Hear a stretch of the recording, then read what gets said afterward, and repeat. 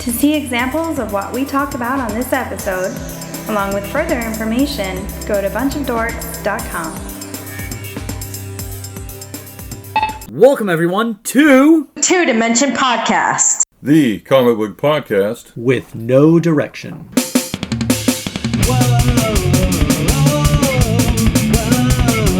Two-dimension. Two-dimension. All right, hello everybody. You've heard the songs, you know what you're listening to. We're Rook Free tonight, but we're here once again with DM Ray. Hello. It is a pleasure to be on here yet again. I'm always happy to sit with some people and just talk. I'm trying to embrace the further we get from, I don't like to talk pandemic all the time, but there's a lost art of speaking face to face or I mean, we do it screen to screen, but just talking to people is really good for the soul, in my opinion. You know, it's funny you mention that because a lot of things changed because of the pandemic. I don't mind talking about it, but it's as odd as it seems, it's kind of forgotten now, you know, in a way. I mean, I know what you mean. Yes. It sounds almost fairy tale, if you will. Yes. Yeah. Yes. I get what you're saying. When this is when we started doing Zoom, or not Zoom, but, online, we always got together on the show and did it. And way back before, when it was an idea, and it was just starting before the lockdown, we talked about it on one episode in depth. And it was kind of funny to hear because, it was stuff we were learning, stuff we were expecting, stuff we were told was going to happen. And, but it was an interesting year. Yeah. There's a lot of learning curves for many people, that's for sure. Yeah, but it is kind of forgotten now. But it's nice to be among people. Yes. I missed all that. Well, I worked during the whole thing in the public, but nevertheless, I miss going out and doing things, going to restaurants, going to movies, stuff we all like to do. Yes. But I reread your the book, the Madcaps, the two books. Actually, I read the physical copies. Awesome. Brooke lent me right his. on, man. Now, awesome. I enjoyed it immensely when I read the PDFs, and thank you very much for supplying those. But it's a different experience. I say this all the time. When you get to read the physical, it's the same stories, same artwork, which is all nice. And I said this before in depth. I'm going to say it again. I really enjoy how the four characters meet up. They have a history. And you don't use the cliches that I see in almost every story ever done where they're all irritated or hate each other. I like the society, the place they're at. It's basically for the people, and I like how the people react to it. That's refreshing. That's really refreshing. And your group of characters are there for the benefit of everybody. They're working for the betterment of society. They're not selfish characters. And I don't see that often. And I'm not putting down anything I've ever read because we've all read stuff like that. We've all enjoyed it. But your story is unique. And if there are more stuff like that. If there is more things like it, I haven't seen it. I'll give you a good parallel to. I'll give you three movies that have inspired me on exactly that vein you're talking about. The first one, my last year of high school, was 2002, and Sam Raimi's Spider-Man just came out, and you have to really consider the time when that came out. From 1998 to the mid-2000s, we had Blade, The Matrix, Underworld.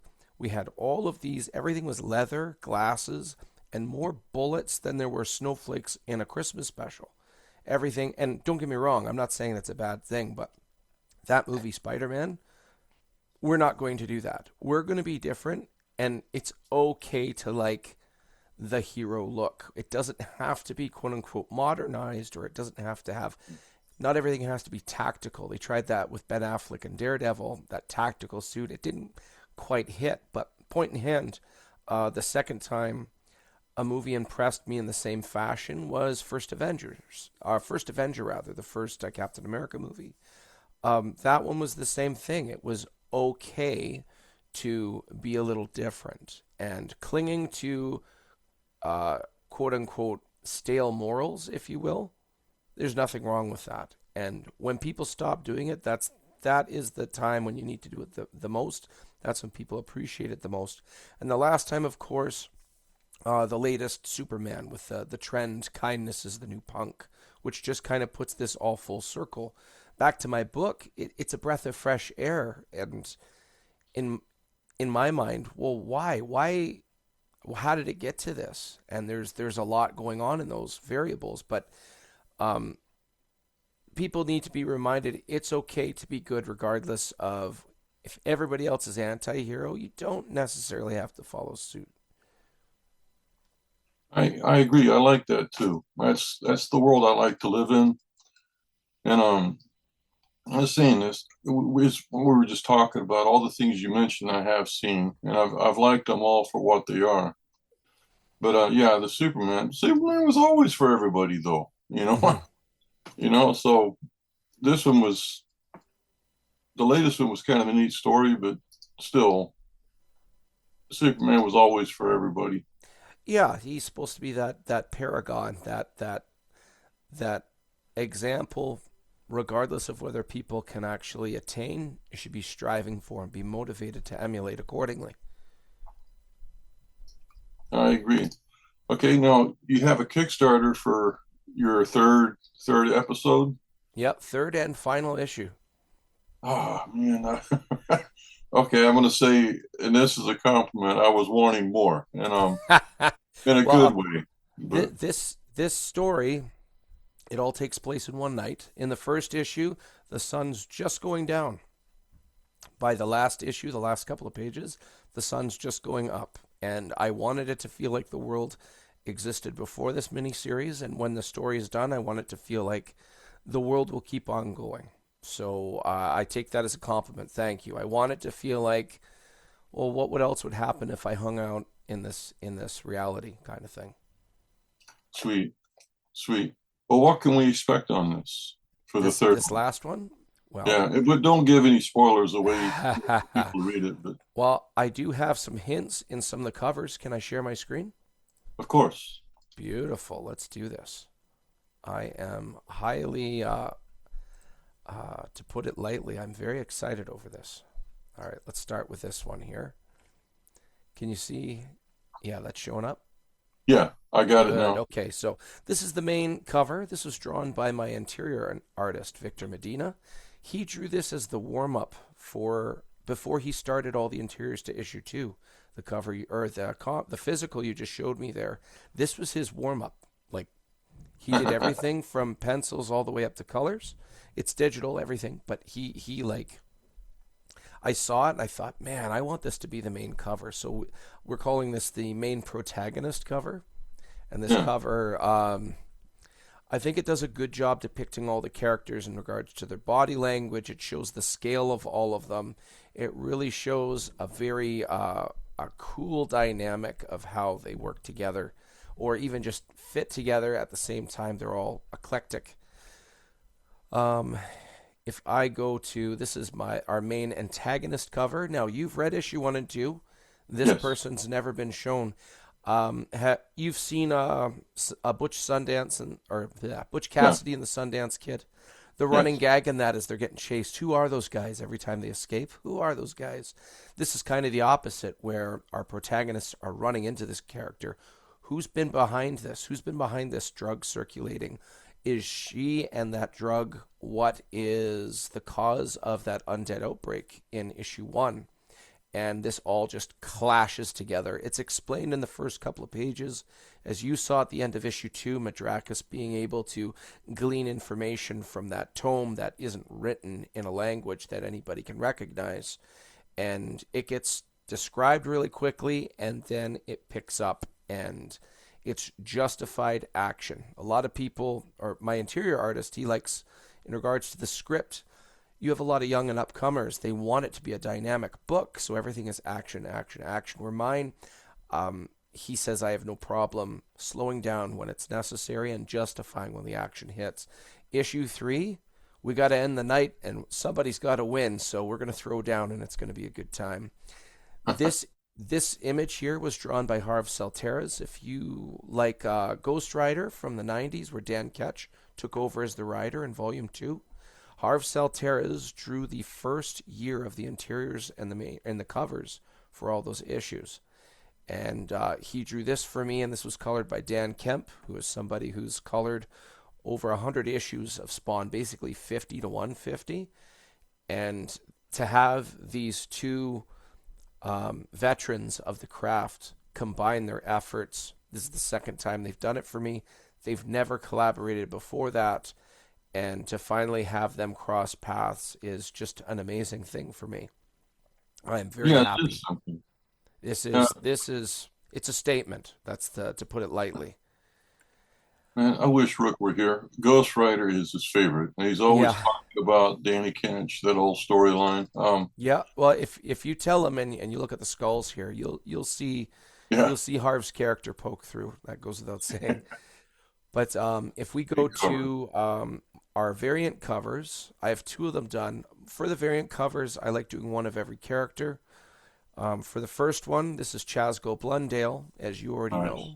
So this is going to be variant, for issue 3, but everything white there is going to be glow in the dark. Oh. I think that's really going to pop. I'm really excited to seeing that thing in my hands. I think it's going to look spectacular. Also, we have, this was drawn by Pog's Art. You can find him on Facebook and Instagram. He has over 175,000 followers on each of those accounts. And this was colored by Dave Kemp. You would know firsthand, Chasgo is a very careful individual, and he does not like to commit to something where he could be exposed. I wanted this cover to show that the time for hiding is over. That's the best way to put it. So he doesn't look like he's going to be trying to disguise himself or hide behind his friends or try not to get seen. All of that is out the window for this 3rd issue. And this cover is supposed to depict that. I got you. This is going to be a lava foil cover. It's done by Fish Lee. I think that is going to be an amazing looking lava foil combination with this image that's done in every cover. I try to have the cover reflect part of the story that's happening inside. So here Dunnan is, as we say, he's turning up the heat, and I guarantee you it's going to be worth it when you get this issue in your hands. It's a good time. But Dunnan, a lot of people get a chuckle out of Dunnan. He's less than 4 feet in height. That telescope poking over his shoulder, as you know, he's able to blast raw arcana out of it. He's a half gnome, half dwarf. And through that mix of the 2 different lineages, he's able to manipulate crystals and, metals and crystalline structures, rather. So, he could do some cool stuff. He hasn't really had. He's done some neat stuff so far in issue 1 and 2, but in issue 3, just like the rest, they get to shine a little bit more because we got to have the climax of the story, beginning, middle, end. This 3rd issue is an end. The entire book is the ending. It's just go. It's a good time. The other 2 covers I don't have complete yet. The first one is done by Jay Sloan. Here it is almost completely inked of Sarlacc putting axe to skull. And he has a protective ward. You kind of see that a little bit in the first issue when he's protecting a couple of the captors during the undead outbreak. And you could see even the one on the left over top of Sarlacc's shoulder. It's trying to bite into the ward. They can't quite get through. He has some divine blessings and unholy things like the undead. It's kind of like it's called a ward, but it repels. It keeps things that are not nice away, or at least puts up a resistance. I already mentioned the name Jay Sloan. He's finishing inking this. He's done a tremendous job. I'm really happy with how that's coming together. And then we have the last one. It is only penciled. This is done by Mike Mez Phillips. He's inking it as we speak, and this is Madrakis. I mean, anybody who's read the book, a lot of people, Madrakis appears to be a fan favorite. One thing that's really cool of him is, despite him being large and imposing, he's not a skilled fighter. His armor he wears is ceremonial. It reflects the very little culture he knows about his people. And the most intimidating thing about him, despite his strength and his imposing features, is his brain. He dabbles in the arcane. And you see that a little bit in the first 2 issues. You'll see a little bit more in issue 3. You know it's a big deal when Madrakis spellbook is in his hand. No, you haven't really seen anything like that. In the second issue, you see him prep a little bit, but there's a lot going on, and it's going to be a good time. I am very excited for... Pardon me, I got a yawn. No, everybody watching this is going to yawn. That's on me. I'm sorry, folks. We can cut that out. No worries. That's okay. This issue, all the covers, I'm just excited to see. The kicker is, I have 4 more covers, and there's a reason for that, and I can't say yet. But if anybody listening to this, if you look me up on Raymond the DM in Instagram, or DM Ray on Facebook, or the Madcaps Facebook page, we're going to be having more art coming out real soon. This is going to be a really good time. I've been very excited over this, and I've said this numerous times before. It's torture not being able to talk about this story in its entirety. It is just like I want to break even, so I don't say anything. But No, I I understand. just want to talk about it a lot. But I think this image is going to be really nice when it's done. No, one thing I just want to add on this character. Whenever I see this character, I just remember at the beginning when I met him. He's a big, imposing character. He's a great character. But I see him, and he said this, he'd rather be alone somewhere reading. Yes. He's kind of a quiet homebody. He's not what he looks like. And because doesn't. he is a terrifying looking person. I would call Well, him sir. I mean, yeah, if I yeah, was around him. yeah. He's over 6.5 feet tall, and he's over 350 pounds in weight. It's not that he doesn't like people. Understanding people is not one of his strengths. So the easiest way to not be exploited if that was viewed as a weakness, the easiest way not to exploit such a weakness is not to be around people. As simple as that. Well, but he also comes across as kind. Yes. He doesn't seem to like. He doesn't like to seem to impose people, from what I've read. But he seems like he has a kind heart, even though he doesn't have time for anybody and doesn't want to be there. Yes, that's a very good way of putting it. He does have, I guess we'll call it a compass in regards to morals. Everybody has some type of code of honor, if you will. That doesn't mean that everybody's code of honor aligns with each other. But that is definitely a very good point that you've underlined there. He definitely has a kind heart. I would agree with that. Yeah, now saying that each character surprised me in the same way, and I apologize, I don't have their names, but the That's dwarf, okay. the dwarf, Sarlacc. yeah, Yes, this guy. yeah. Now he's a rough, imposing character, but again, he's kind and caring. You know, when the 3 characters at the beginning, they were on something. When they show up, he sends them somewhere to get food and rest. Mm-hmm. And when he sees them again later and starts finding out what's happening, he's still concerned for the people that caused this. You know, he's trying to help them. I wasn't expecting any of that. Now, the good-looking guy that tries to hide his appearance. Chasgo. Now, I nearly had a coronary when I saw his regular appearance. I was not expecting that whatsoever. It just, there's a lot of depth to these characters. They're they're not what I expect. Like this is the second time I've read it. I read it before on the PDFs, and thank you. I read them Right on, again man. on the physical copies, and I thought it's unique. It's a unique story. It's a unique idea. The whole synopsis is unique. I After seeing that, one thing I want to ask about the covers. I've seen enhanced covers, glowing. Well, I've never seen glow in the dark covers. That's kind of neat. How, because when I'm looking at the cover right now, we're talking about, it looks beautiful with the white. It's very pleasing seeing it now. How did you come up with this? How do you plan for this? And how do you work this out with the artist? How did this come about? Um, Through my limited experience, what I found is the creative constraints are important. I need to see this and this. Um, the fewer creative constraints I have, the more the artist can show their flair, which is equally, if not more important. That's why I have a special artist for just a cover.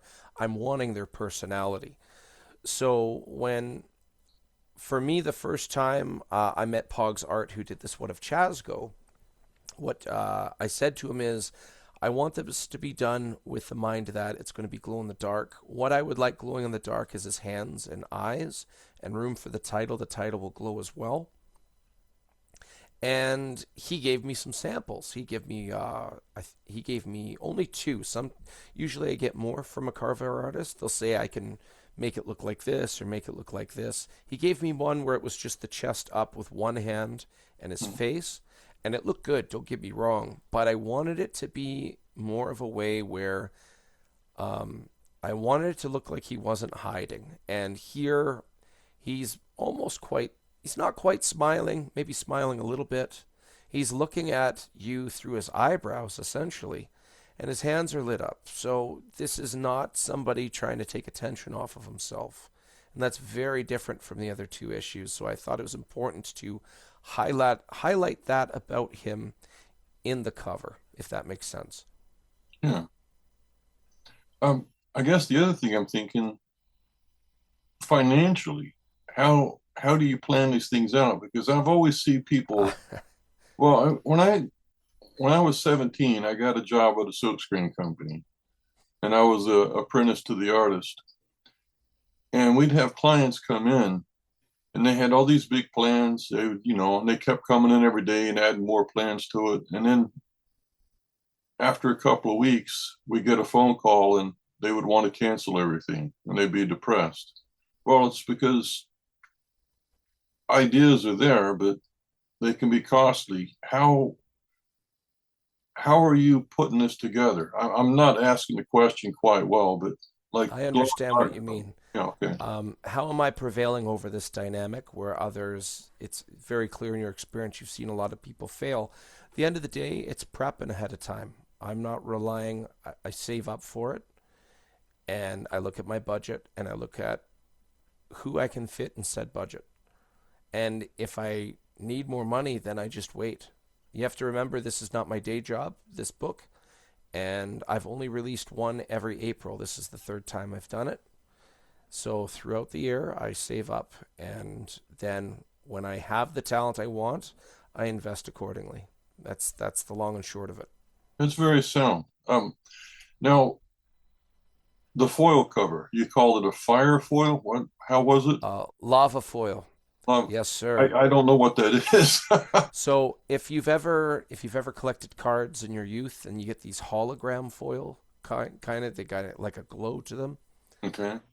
There's a special kind where it's just, they call it lava foil because it looks like a lava surface, or it's see-through. You could see the image, but over top of it is a sheen, and it will be like it will add to the fire dynamic. It will give it a lot of life on top of what you're seeing here. I got you. Now, I guess my next question, this is really interesting to me. I apologize if people are listening, they're not, but how do you coordinate something like this? Like, did you have the idea for it and told the artist? Did the artist say this? And if you did come up with the idea, how did the artist react to it? Like, Okay, what are the so guidelines for something like this? yeah, I hear you. So officially, I told him it was going to be lava foil, and I said I wanted Dunnan, the little guy, walking away from what appears to be the ruin of some type of building. I want the whole thing ablaze, and with in mind how it was going to be with lava foil, he knew exactly how he wanted to color it. I put in just walking away, uh, wreckage on fire, maybe a bit of a mischievous smirk on his face, and the rest came from him. So I gave enough creative constraints. One of the coolest things about creative constraints, if I asked you, imagine a painting right now, it takes a while to process that. But if I say, imagine a painting and there's a frog riding a bicycle, right away I've given constraints so you can fill in the gaps right away. I Right. found that works very well with artists. If I give one or two creative constraints, okay, I know what I'm doing, I can go. And when they go, that's when their flair comes out. And that's what Fish Lee gave me here. Yeah. Again, very sound. Nice. Nice. I've been wanting to ask you, this is, I've read the two, you got a third one coming out, but these characters have a backstory. Are you going to tell it? Have you told it and I just haven't seen it? Um, yeah, that's a really good question. I have a lot of background about these characters. My intention, because this is my first time on the creative side of a comic book, I wanted to tell a good story. I'm not arrogant enough to think I'm going to do this ongoing monthly series and it's going to be the next big thing. Right. I'm not that arrogant to just I'm going to make this work. I didn't want to be, you've pointed out example of many people, we want to get this printed, and it falls through because they didn't do their homework, their research, and understand and then implement. And for me, um, I wanted to write this script. I wanted talent attached to the script that I felt was worthy of telling the story. And I wanted to end the story. There's nothing more frustrating than a comic series that's canceled. And I didn't want to be part of one of the many, many stories in indie that have fallen victim to that. So, beginning, middle, end. I mean, I'm not saying I'm closing the lid on this forever. I'm just saying because this is my first time, I want to verify that I can do this properly and do something that's worthy of the industry and worthy of people having, just like yourself, having a physical copy in their hands. Issues 1, 2, and 3. There's the whole collection. I almost gave a spoiler away, but that's a story for another time. Oh, I caught myself. I caught myself. That was funny. But I want to verify that people getting this are satisfied before I mean if I want to do more, you already pointed out they do have backstories, and yeah. I already know all these characters' entire life. The stories might, in regards to chronological order, it could be shuffled, they could be mixed up and stuff. I'm not dead set in stone, but I pretty much know where these characters go up until their metaphorical deathbed. That's the real, you can tell that you're the writer and I am not because I'm asking these really clumsy questions and you come out very concise, very smooth. Well, to be honest, I think you've given me some unique questions. It's refreshing. No Oh, disrespect to other podcasters, but you've given me oh, some really good unique questions here, so I'm definitely enjoying myself. oh, well, thank you for that. That's very nice. My a question, I ask this to every writer that's ever come on the show. Why did you choose to make a comic instead of writing prose? I've loved comics since before I could remember. I have a brother 5 years older than myself. I was born in the mid '80s, and my brother he grew up on Masters of the Universe, Thundercats, He-Man, Master, or I already mentioned Master Universe, but Yes, GI Joe, Silverhawks.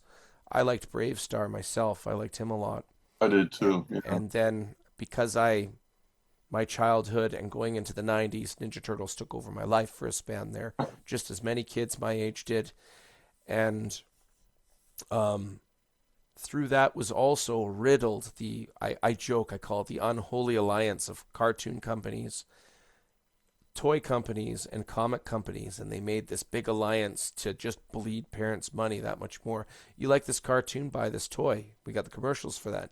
You like these toys? Well, in the back, look, it's actually a comic book. You should buy the comic book too. Open up the comic. Here's advertisements for the toys. Here's advertisement, and so on and so on. I was right in the middle of all of that. And Spider-Man and His Amazing Friends, The Incredible Hulk, even though it was only one season, great animated cartoon. There was so many things to enjoy from that era. And in the 90s, the varying levels of success with the cartoons. I love the medium of the comic book. I like the balance of being able to describe something, or if I want, I can show something without actually saying it. The scene that people really like in the first issue with Madrakis when he picks up an individual by an undead creature by the throat and sets its head on fire. Yeah. If that was done in a novel, you could really have fun with that and describe it. And sizzling and bubbling and popping comes from the creature's head, and then eventually he catches flame and stuff. It's also cool to see that with some talent drawing it. And one thing I miss from the older style of comics, 70s and 80s, it was okay to describe things while they were happening. Granted, in a lot of cases it was done to a fault, but it was really, really awesome to just see. Great example, Spider-Man getting tackled by Scorpion for the first time, and I think it's Amazing Spider-Man 29 or 31. It eludes me. But regardless, original Scorpion had pincer-like grip because it's a scorpion, right? Yeah. So Spider-Man getting hit, or another example is the iconic moment where he's trying to save Aunt May from radiation poisoning, and he's covered in rubble, and he's got to fight his way out, and he's like, muscles straining. I don't know if I can do it, but I can't stop or my aunt's going to die, and he actually pulls it off, and it actually adds to that. Well, if you put that in just a novel, yeah, sure, you could describe how difficult it is. When you draw it out, artists fill in certain blanks you would never even consider. But on the flip side, if it was just pictures, yeah, you see the person trying, but it doesn't hit as hard. But the combo of the two things, for me in a comic book, it can't be replicated anywhere else. Not in motion picture, not in cartoon, not in books, not in picture books. It is the ultimate combination of telling a story, in my opinion. And that's why it's been around for so long, and that's why it has been so successful and been able to transcend into other forms of media. But that's just my humble opinion. No, and that's an excellent answer, and that's exactly how I felt. I'll be honest with you. I always get the comics for the art. You know, the art was what always caught me, but the stories always stayed with me. But I never gave your type any credit. It was always the artist.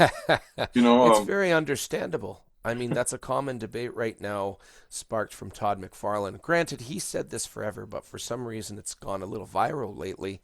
Todd McFarlane says, I can sell an excellent drawn book with a terrible story, but selling a great story with terrible art is a lot more difficult to do. And I'm paraphrasing, of course, yeah. but the art is important. But here's something, and this is no slight at Todd McFarlane. Spawn issue number 2. Some people might remember, yeah, that's where Violator pulls out a couple of guys' hearts, and there's some witty banter. What is there for a story? Art will get you the audience, but the story will make it legacy. That's the 100%. difference between the two. Yes, 100%. Saying that when I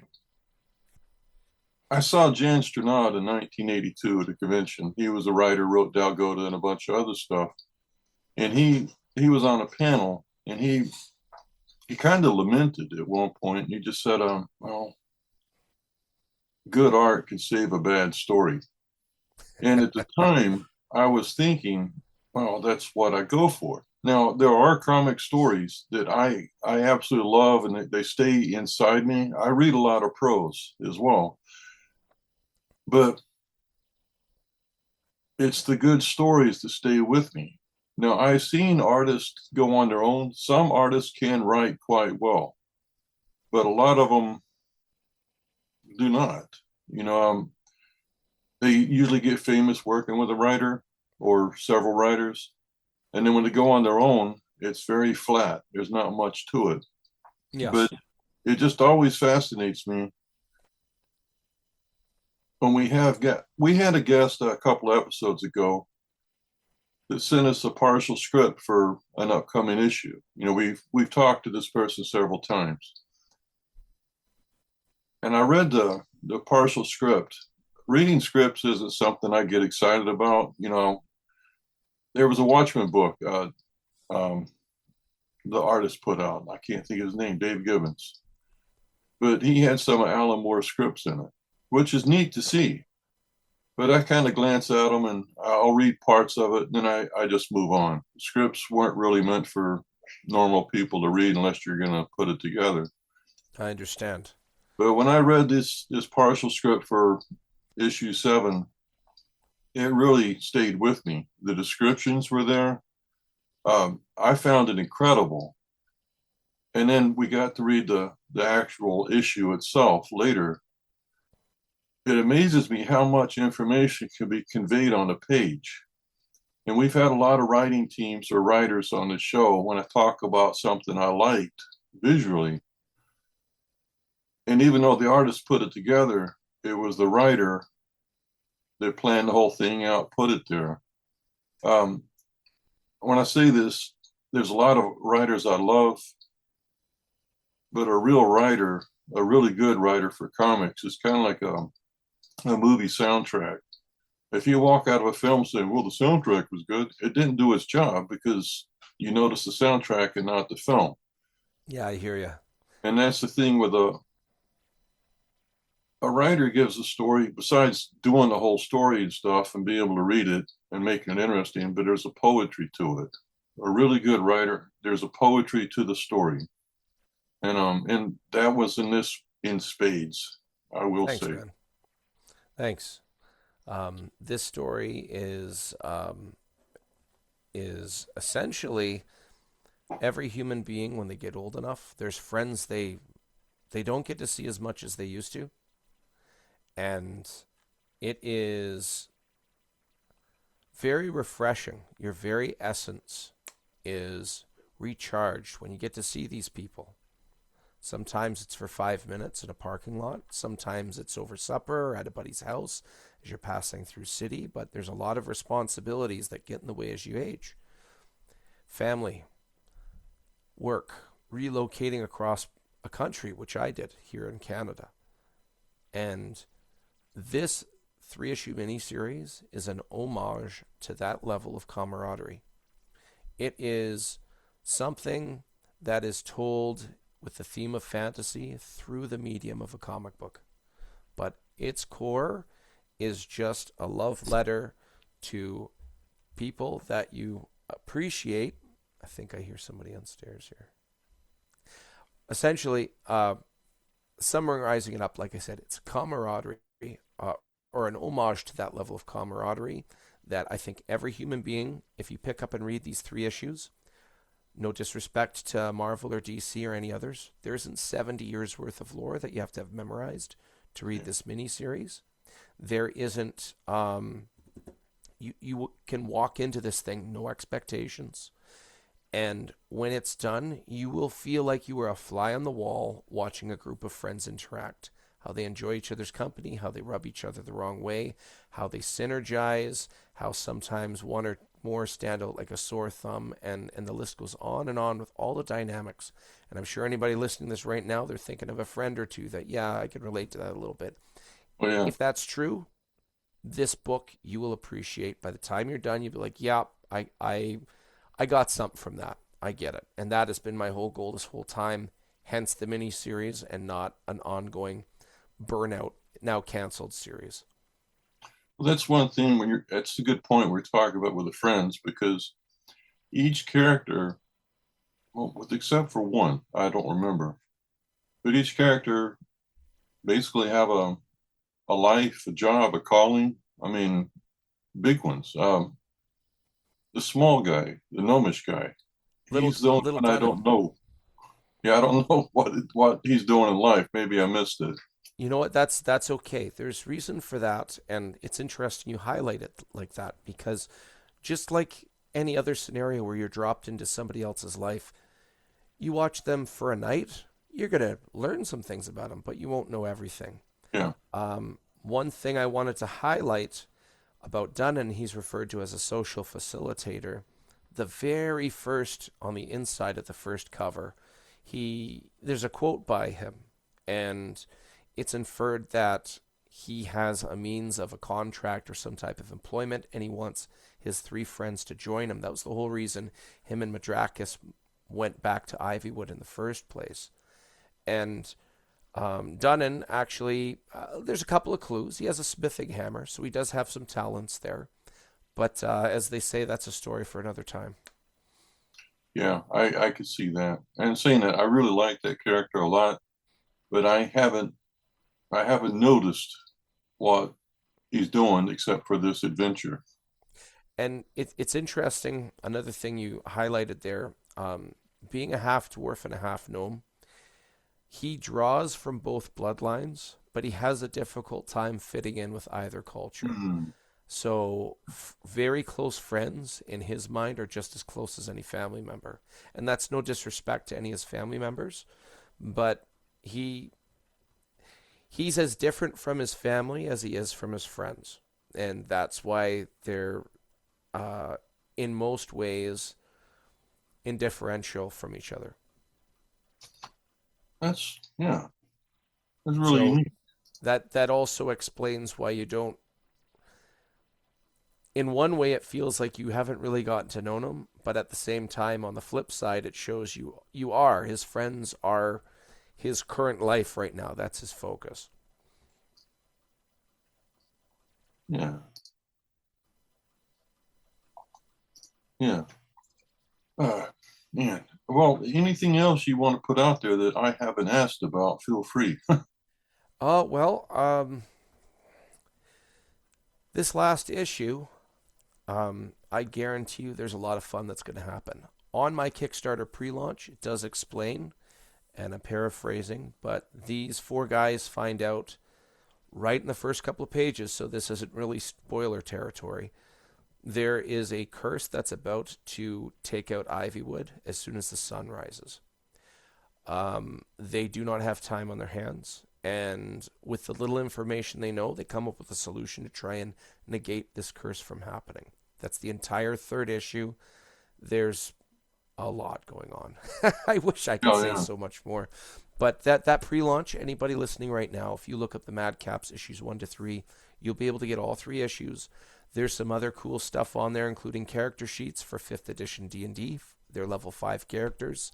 You can get a set of that. You can get the map of where the story all takes place.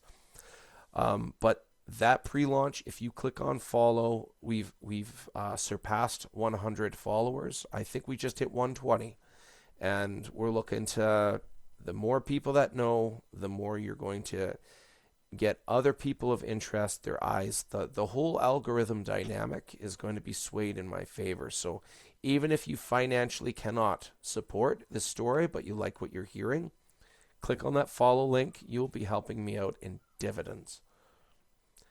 Oh, Other than that, I don't have too much else to share, but I do love answering questions. um, I wish Rook were here. Now, DM Ray, we talked about this in the past episode. You're a gamer. Yes. Now, and we've talked about a little bit of this the last time we were on. How much does that reflect in this story, the gaming aspect? Do you have any plans on making this into a game? Well, this story actually originates from the first homebrew tabletop RPG that I ever ran. Homebrew being I made up all of the lore. I didn't follow any modules or anything, and the whole reason I started D&D was because I moved away from friends and I needed excuses to hang out on webcam. Hmm. And the only difference is I took out the characters that the players were playing as, and I injected in my own. So there's a lot of pre-existing lore, as you've already pointed out. There's a lot of story. It was all created already. I'm just kind of reporting history in some ways, and adding my own stuff to it on top of the stuff I already did. But I love me some Dungeons and Dragons. DM, short for Dungeon Master. DM Ray, or Ray Jameson. But tabletop RPGs is you've already mentioned the dynamics of a good writer. There's nothing more satisfying than the combination of imaginations. It is, be it a writer and an artist, or playing D&D as you watch the players come up with some really amazing solutions that the Dungeon Master would have never thought of in the first place. Nice, nice. Have you ever, do you have any plans to put this game out yourself for other people to play it? Um, Is that doable? um, Or you can't talk about it? Okay. all of the above. I'll tell All you right. what. It's not impossible, but it is definitely been considered. We'll put it like that. I got you. I got you.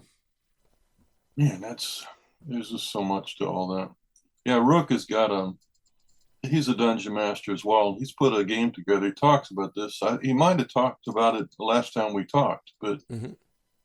his campaign was based off of an album by a group called Unleash the Archers, and it's been going on, I think, for 9 years now. That's awesome. um, That's very cool. I'm not a gamer. Back in the late '70s when it was new, I was interested in the little lead figures people would get, Yes. and the only time in Oklahoma where I was from, hobby shops that have British soldiers and stuff like that, which I like, the colonial stuff. Yes. And there was a newspaper article, and there was this guy who was painting dragons and dwarves and elves and all that.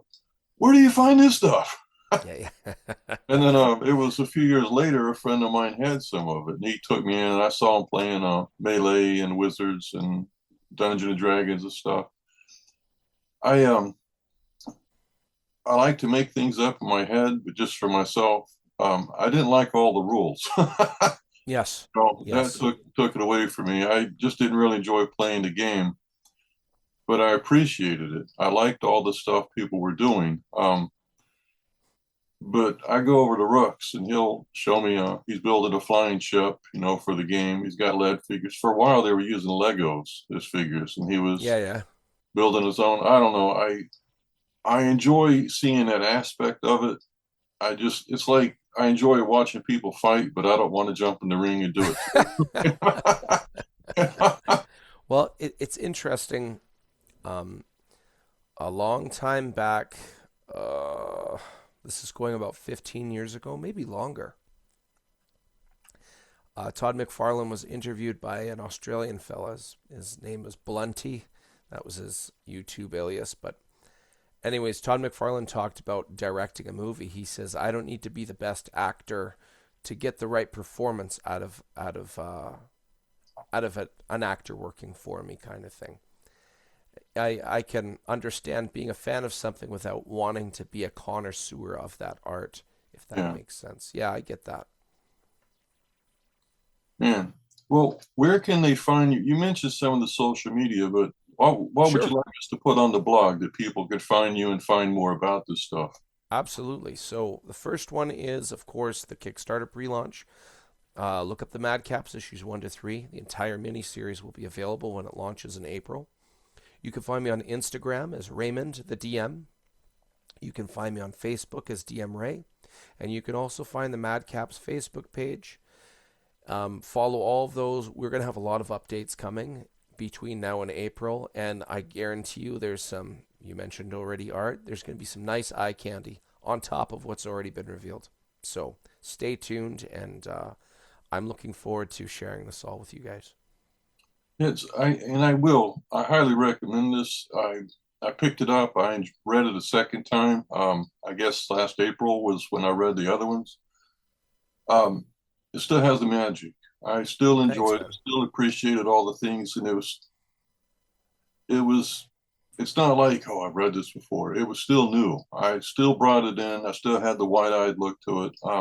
Thanks, I man. highly recommend this. So Well, anyway, one go of ahead. my favorite pages I can see on your screen right there. That's where if Chaz go looking through Emick's eyes behind you there, I could see issue 2 there. Yeah, That's one of my favorite pages between Victor Medina and Dan Kemp's artwork. But yeah, thank you. I really wanted something that was, I never wanted somebody to look at this and say it's been done. I wanted something that was, to quote somebody else, I've never seen fantasy involved with a drug ring. And I'm yeah. like, oh, cool, right on. I appreciate that, but I'm super excited to finally I'm get gonna this put together. I'm gonna say something about the drug ring thing. You had it, and you show it. It's very honest, but it's also I'm having trouble finding the words. A lot of times that you read, stories about drug rings, it's nothing but horror. It's nothing but sinister and everything. Now you show some of this. I mean, this isn't an ideal thing, but I was surprised that I could see why the characters would do this. You know what I mean? You're Yeah, showing yeah. kind of both sides to it, where the characters that are involved in this, I could see why it's happened, and I've never Yeah, quite seen that before. I get you. One thing I wanted to avoid is I didn't want it to be preachy. One of Yes, my when I was a kid in the 80s and 90s, I loved going to the arcade. Um, every arcade at that time, that big blue screen came on with that American Eagle crest, and it said "Winners don't use drugs." My comic is not that. I'm um, saying that it doesn't make me want to do those things, but right. It, it it made it me never understand. seems beneficial, Yes, and it's done in such a way that there's addicts. Everybody agrees. Nobody wants to be an addict. But it doesn't hammer it's a bad thing, but you do see some bad repercussions of it. yes. And it's left up to the reader of whether or not this is necessarily good or bad for the city. Now, I've already gave away a little, you know what, I haven't really given away anything in regards to good or bad decisions yet, but uh, by the third issue, again, without being preachy, but there is some explanation to what's going on with this stuff. I got you. I'm looking forward to that. Um, Listen, nothing but good thoughts. Good luck to it. And I take my hat off that you've gotten the project going and you're already thinking about how to get the thing done. Mm-hmm. You have you're putting out stuff at the beginning, the middle, and end, which I've been reading comics all my life, which has been a long time, and they're just constantly ongoing. They never stop, which could be good, but yeah, I take my hat off. Good luck to all the things. Thank you very Everybody much.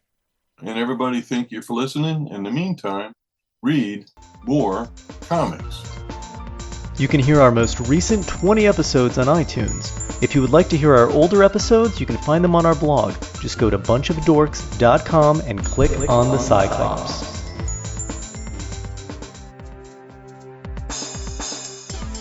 Joe Dimension can be found on iTunes and Stitcher Radio. If you like what you hear, you can subscribe, rate, leave a review, tell a friend, or like us on Facebook. Thanks for listening. Do you want to be part of the show? Draw us a fake comic book cover, and we'll use it to promote new episodes online. If you'd like to promote your music, send us your MP3 and you can have a musical spotlight on our show. Plus, we'll add your link on our music page. We have 3 t-shirt designs. Find them on the sidebar of the blog. Listen to the show. Wear the shirt.